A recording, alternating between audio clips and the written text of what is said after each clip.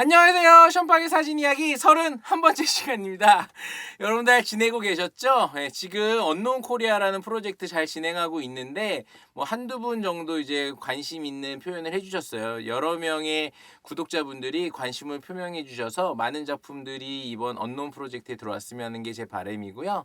오늘 제가 준비한 주제는 사진 작가가 과연 사진집, 도록이라고 하는 이런 인쇄 매체에 이런 사진집이 필요한가라는 걸로 시작해 볼까 해요. 사실 지금은 영상 시대고 여러분들도 지금 유튜브를 보면서 간혹가다 제 사진 많이 나오잖아요. 근데 이런 것들 보면서 션팍이라는 사진작가 이런 사진 하는구나 라고 느끼실 수 있을 텐데, 어쨌든 제 사진도 지금에 있는 이 유튜브 영상의 자료로 이렇게 쓰이잖아요. 근데 이 자료로 쓰인다는 것 자체가 그 사진의 어떤 뉘앙스 정도는 캐치할 수 있겠지만 그 이미지가 갖고 있는 어떤 깊이감이라든지 이런 것들은 절대 느낄 수가 없거든요. 그래서 보통은 사진 전시를 가면 이 사진 작가가 쓰는 종이라든지 이 질감이라는 것도 어느 정도 회화만큼은 아니지만 좀 보일 수 있는데, 저번에 얘기했던 사진 용지에는 매트 페이퍼가 있고 글로스 페이퍼가 있고 러스터 페이퍼가 있고 이런 얘기처럼 사진의 재질 표면이 좀 다르거든요.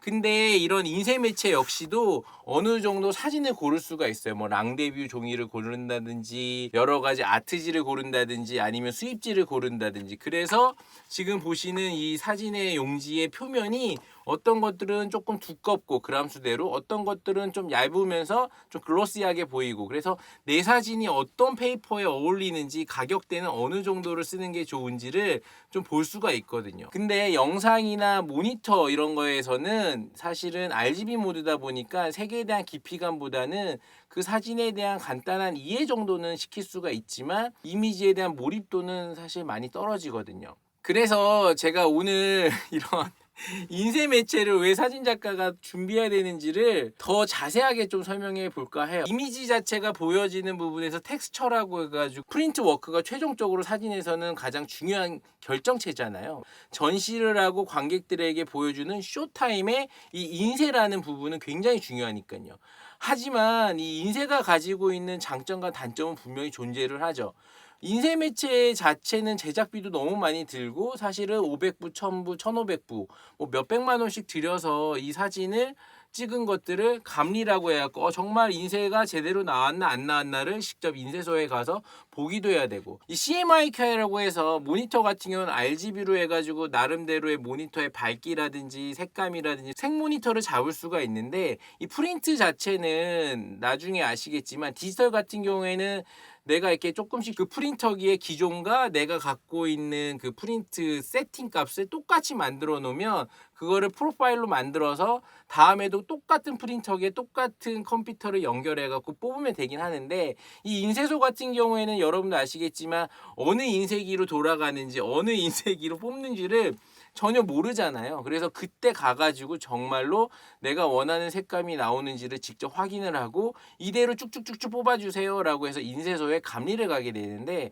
그래서 인쇄 감리를 보다 보면 이런 식으로 이제 본인이 원하는 사진의 어떤 농도라든지 어떤 디자인적인 요소들을 좀 넣을 수가 있고요. 약간 코팅 재질을 처음에는 좀 했었거든요. 그래서 이렇게 재질상 조금 더 글로시한 거를 예전에는 좋아했던 것 같아요. 근데 언노운 USA 3 작업하면서 좀 예전 작업도 같이 모아봐야겠다라고 생각했을 때 요 도록 같은 경우에는 글로시 재질을 좀 많이 뺐거든요. 그리고 여기 보시는 엽서 같은 경우도 이제 어떻게 보면 랑데뷰르지를 쓸지 아트지를 쓸지 이런 것들을 잘 결정해가지고 이제 프린트를 맡기거나 이제 인쇄소에 맡기게 되는데, 제가 이런 부분에 있어서 인쇄가 굉장히 중요하다고 생각해가지고 이렇게 작은 세미 도록도 만들어 봤었어요. 이렇게 용환천 작가 이런 식으로 이제 접히는 부분을 코치케스 형태로 만들어도 보고, 이렇게 이제 제본을 떠가지고 만들어 보기도 하고, 도록을 만들어주는 어떤 프로세싱을 같이 가면서 이제 작가들의 전시도 같이 해드리고 했었는데, 회사 입장에서 이런 것들을 시도하려고 했던 부분은 디자인적인 요소들을 공부하는 부분도 있고 작가에 대한 어떤 심층적인 내용을 분석하는 부분도 있는데, 이 작가에게 가장 좋은 기프트가 뭘까라고 생각했을 때 저는 이 도록이라고 생각을 했거든요. 이 도록이 왜 중요하냐면, 나름대로 남한테 내 이미지를 하나하나 이메일로 보내거나 보여줄 수는 있겠지만 이 사람의 책상에 올려놓고 갈 수도 있잖아요. 그래서 이런 경험상 특히 저 같은 경우는 굉장히 큰 이득을 본 적이 한 번 있었는데, 예전에 제가 세마의 신진 작가상을 받고 되게 이렇게 어깨가 으쓱으쓱 할 때가 있었어요. 그래서 갤러리에서 우리랑 한번 전시해보고 작품 팔리면 반반씩 나눕시다 라고 했던 갤러리도 생기고, 이러다 보니까 나름대로 내가 굉장히 사진 잘 찍는구나 라고 생각을 해가지고 난 상업 갤러리에서도 먹히는 사람 같아 라고 생각을 했던 적이 있었어. 그 당시에 이제 갤러리도 저한테 전시를 시켜주다 보니까 주변에 조금 더 큰 갤러리를 소개도 해줬어요. 왜냐, 이제 제가 이제 아직 어린 작가다 보니까 이 작가가 조금 더 큰 갤러리에서 전시를 하는 게 기존에 있는 갤러리에게도 굉장히 큰 이득이거든요. 그 당시에 성북동에 호감 갤러리라는 큰 갤러리가 있었는데 거기에 이제 큐레이터를 만났었어요. 그게 지금 제가 갤러리 스페이스 투고의 대표님 이수경 대표님이에요. 근데 그 당시에는 호감 갤러리의 이수경 큐레이터님이 굉장히 큰 멋있는 이 테이블에 저를 기다리고 있더니 오셨어요? 라고 하는 거예요. 그래서 제가 이제 제 작품을 막 보여줬어요. 이런 사진 찍어요 하면서 보여드렸는데 이수경 큐레이터님이 저희랑은 좀 안 맞는 것 같네요 라고 얘기를 하는 거예요. 그래서 이게 뭐지? 라고 생각을 했죠. 아래에 아트스페이스 벤이라는 갤러리가 새로 생겼는데 거기 한번 가보세요 라고 하는 거예요. 그래서 제가 네 알겠습니다 라고 해서 갔어요. 근데 제가 예전에 프렛 다닐 때 첼시에 뭐 요시밀로 갤러리라든지 사진 갤러리도 있고 종합 갤러리도 굉장히 많잖아요. 그때 교수님이 션파 뭐 가가지고 네 작품 다 돌리고 와봐, 보여주고 와봐. 그래서 막 포트폴리오 케이스에 제 작품 막 가득 채워가지고 막 보여줬는데 8시간을 하루 종일 첼시를 돌아다니면서도 한 번도 기회를 못 받았거든요. 어른들은 무조건 앞에 막 이렇게 푸시하면 된다 막 이런 식으로 얘기를 했는데 이게 아니라는 걸 절실히 알았기 때문에 나름대로 소개를 받고 간 거였는데도 그렇게 약간 퇴짜를 받은 거예요. 속상한 마음에 아트스페이스 벤에 갔어요. 안녕하세요 라고 인사를 했는데 어떤 일이세요? 무슨 일 때문에 오셨어요? 그러는 거예요. 그래서 제가 저기 위에 호감 갤러리라고 이수경 큐레이터님이 한번 여기 들려서 너 작품 보여주면 좋아할 거다라고 해서 왔어요 이러는데, 사실 뜻밖의 일이잖아요. 이쪽에서도 그런 얘기를 들은 적이 없었던 것 같은.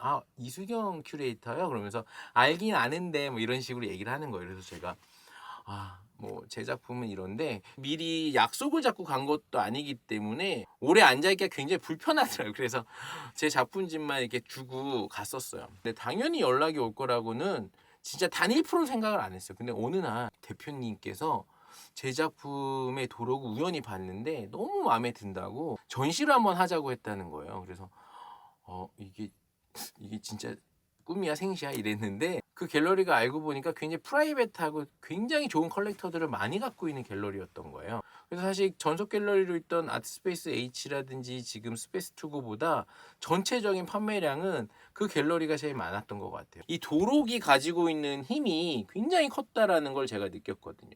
사실 그분이 얘기를 하시는 게 책꽂이에 이런 게 딱 꽂혀 있길래 제가 꺼내봤는데 지금 전시 주제랑 되게 잘 맞는데 그 당시에 이제 침대 회사랑 뭔가 콜라보레이션을 해야 되는 상황이었는데 그 침대 회사랑 제 사진이랑 굉장히 잘 어울린다고 생각을 했던 것 같아요. 어떤 가구적인 느낌하고. 그래서 저는 그 갤러리에서 몇 년 동안 작품 판매를 할 수 있는 기회를 얻게 되었던 거죠. 어떤 면에서는 이 사진이 가지고 있는 의미가 인쇄 매체를 통해서 시리즈적으로 보일 수 있는 부분이 많잖아요. 그래서 이런 시리즈적으로 보였을 때 이 작가에 대한 흐름이라든지 이 작가가 어떤 생각을 하고 사진을 찍었는지에 대한 간단한 아티스테이트먼트 정도가 이렇게 나오다 보니까 이런 부분에서 조금 더 정독을 할 수 있는 부분이 있는 것 같아요. 사진집이 또 중요한 이유를 이 회화랑 비교했을 때 좀 얘기를 해볼까 해요. 이 기록이라는 특성을 굉장히 크게 갖고 있잖아요, 사진은. 그래서 어떤 면에서는 판매 위주의 작품도 있겠지만 기본적으로 저 같은 작가는 다큐멘터리 형식이란 말이에요. 그래서 이갑철 사진 작가님도 다큐멘터리 형식이지만 프레이밍을 굉장히 과감하게 찍는 흑백 사진 작가인데, 이 흑백 사진 작가님이 찍는 이 다큐멘터리 형식의 작가의 작품성을 저는 어디서 봤냐면 제2의 동강사진 그 수상자 작품전에서 봤었거든요. 이런 휴머니즘이 있거나 어떤 다큐멘터리 있거나 샤머니즘이 있거나 어쨌든 우리나라가 갖고 있는 전통적인 분위기를 담는 카메라, 이런 촬영을 하시는 이갑철 사진 작가님의 느낌을 보면 굉장히 전통성 있는 느낌이지만 그거 자체를 한눈에 다 보지 않으면 사실 이해하기가 굉장히 어렵거든요. 물론 요즘 현대인들이 그런 다큐멘터리 형식의 흑백 사진이 좋아하는지는 저도 모르겠지만 그래도 역사적인 가치가 있고 그 사진에 대한 의미가 충분히 있다면 그걸 전시를 통해서 보여줘야 되는데 이런 것들이 사실 동강사진박물관 같은 경우에는 대한민국 최초의 이제 공립사진 전문 박물관이거든요. 그래서 그 박물관에 전시가 되어 있을 경우에는 이 작품을 한눈에 보면 아, 이 작가가 갖고 있는 어떤 이미지에 대한 일관성이 이런 거였구나 하면서 분위기에 압도되는 부분이 있는데 이런 분위기가 가지고 있는 힘이 사실은 자주 접할 수가 없거든요. 보통 사람들이 비싼 입장료를 내고 조금 그런 사진을 보러 가긴 굉장히 어려워서 이런 부분에서는 이제 국가라든지 공공기관이라든지 박물관 같은 데서 특히 사진전문 박물관 같은 데서 이갑철 사진작가님 같은 경우에는 우리가 키워내야 되는 유지해야 되는 작가로 보기 때문에 이런 전시를 하는 부분이 굉장히 많거든요. 그 다음에 뭐 구본창 사진작가님의 작품도 물론 워낙에 예전부터 유명세가 있었겠지만 문화재 관련된 작품 전시나 이런 것들은 국립현대나 이런 데서 전시를 많이 하시잖아요. 이런 박물관에서 전시를 한다거나 미술관에서 전시한다는 거는 국가 세금을 써서 이 작가를 키운다는 부분인데 어느 정도의 그 사람의 스토리텔링을 보여주는 건데 이 부분이 제가 알고 있는 작가 중에 히로시 스키마토라고 있어요. 굉장히 유명한 작가죠. 리움을 굉장히 좋아하는데 삼성이 만들었잖아요. 그래서 그 미술관에 가보면 굉장히 히로시 스키마토 작품도 크지만 이런 조명이나 이런 것들을 굉장히 잘해서 마치 마크로스코 작품처럼 뭔가 평온함을 주는 느낌까지 올 정도로 굉장히 세련되게 전시를 많이 해놨었어요. 수평선에 보이는 바다의 어떤 물결이라든지 잔잔함이 조금씩 다르거든요. 그래서 그런 것들을 보면 나의 시선에 벗어나지 않을 정도로 굉장히 큰 사진들이 걸려 있어서 보면서 와 굉장히 압도되는 부분이다. 물론 이런 부분에서 다큐멘터리 형식의 사진은 아니겠지만 나름대로의 어떤 구도나 세밀함이 원포인트 퍼스펙티브로 가거든요. 그래서 이런 부분에서 연관성이 있고 같은 크기, 같은 오브제를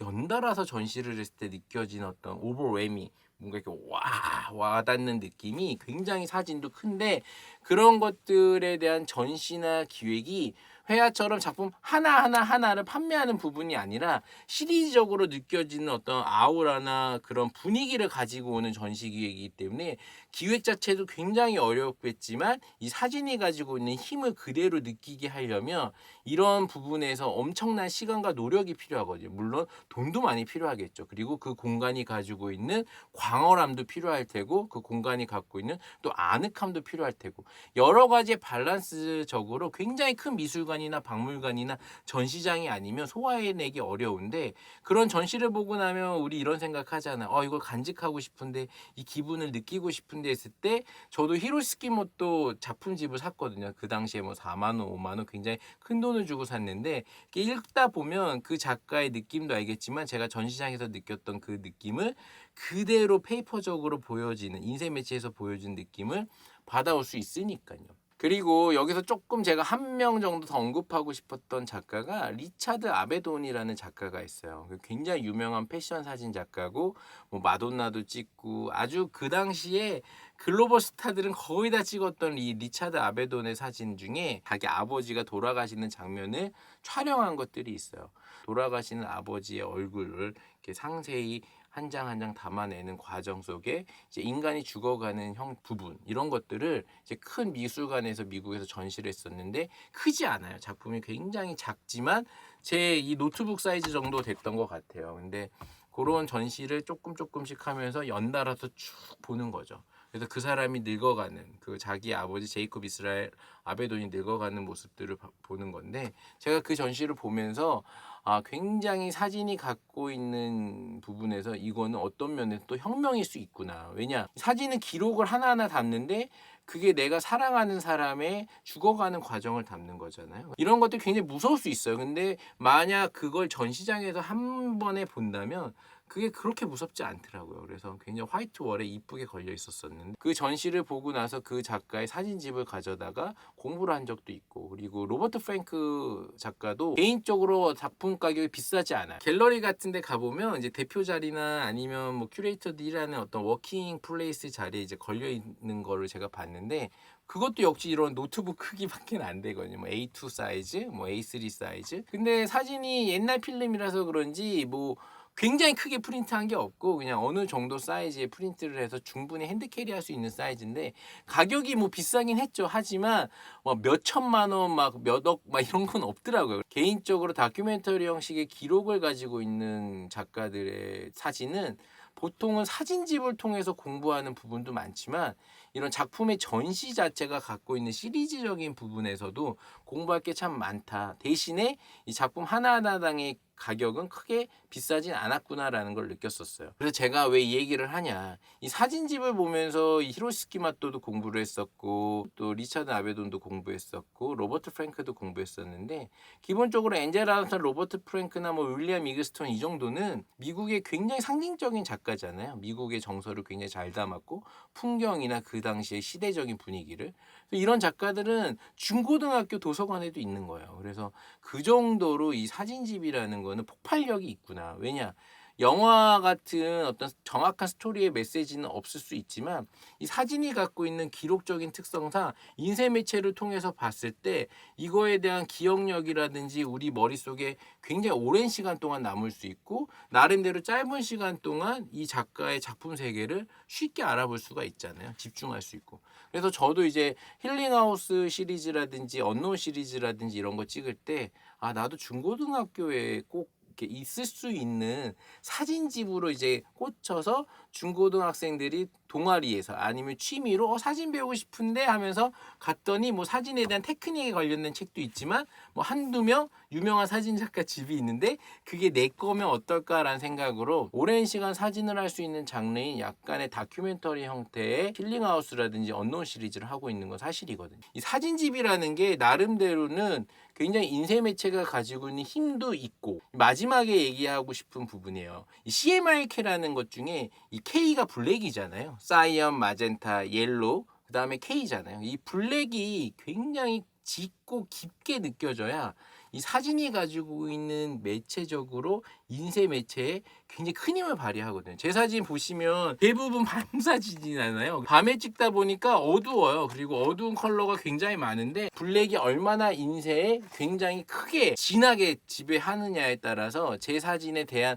어떤 깊이감 있는 농도가 이 모니터로 보는 RGB는 섞이면 흰색이 되지만 CMYK는 섞이면 블랙이 되잖아요. 그만큼 이 인쇄 매체가 갖고 있는 사진의 스토리, 이 스토리를 보여주는 데도 이 사진집이 중요하고 RGB라는 모니터에서 보이는 색감의 깊이하고는 많이 차이가 나기 때문에 이 작가를 전시를 한번 해봐야겠다 아니면 이 작가 사진집을 만들어줘야겠다라고 했을 때는 분명히 이 사진집이 가지고 있는 힘이 인쇄 매체의 힘과 동일하다는 거죠. 사진은 절대적으로 모니터를 보는 이미지의 파워보다는 다큐멘터리나 시리즈적인 작업을 하시는 작가님들한테는 사진집, 도록을 좀 추천을 드려요. 제가 좋아하는 작가의 사진집이나 도록을 보는 게 이 사진에 대한 색감을 공부하든지 인쇄에 대한 부분에서 이 작가가 어떤 부분에서 중심적으로 다루는지 사진집을 만들 때 아까도 했지만 감리를 보듯 내 사진이 내가 프린트하는 느낌의 어떤 색감이나 톤이 나오지 않으면 그게 굉장히 싫기 때문에 작가가 이제 보여주는 사진집 같은 경우에는 프린트하는 이미지에 동일선상에 있다고 보는 것도 맞는 얘기거든요. 사진 작가로서 이 사진집을 굉장히 중시하는 이유는